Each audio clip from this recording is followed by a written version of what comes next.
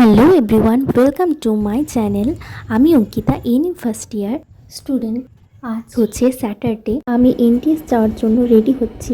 এখন আমি ব্যাগ গুছিয়ে নিচ্ছি, এরপর ওটস খেয়ে বেরোবো। আজ এখানে টেম্পারেচার হচ্ছে 47 ডিগ্রি। এখন আমি রেডি হয়ে গেলাম, এবার বেরোবো।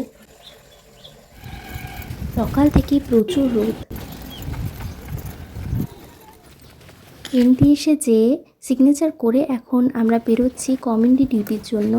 কমিউনিটি ডিউটি আমাদের প্রতিদিনই করতে হয়, তবে এই গরমের মধ্যে আপাতত আজকে লাস্ট কমিউনিটি ডিউটি। এরপর আমাদের মানডে থেকে হসপিটাল ডিউটি স্টার্ট হবে। রোদ্রে পুকুরের জলটা চকচক করছে, দেখতে দারুণ লাগছে। এখন আমরা সবাই হেঁটে হেঁটে ছাতা নিয়ে যাচ্ছি কমিউনিটিতে। এখানে ভীষণই গরম হাওয়া দিচ্ছে, আর তার সাথে দিচ্ছে প্রচণ্ড রোদ। তারপর আমাদের আইসিডিএসে একটা ভিজিট রিপোর্ট লেখা ছিল, তাই ম্যামের সাথে ছবি তুললাম। আমাদের পুরুলিয়াতে প্রতিবারই খুব বেশি টেম্পারেচার হয় প্রতি গ্রীষ্মকালে।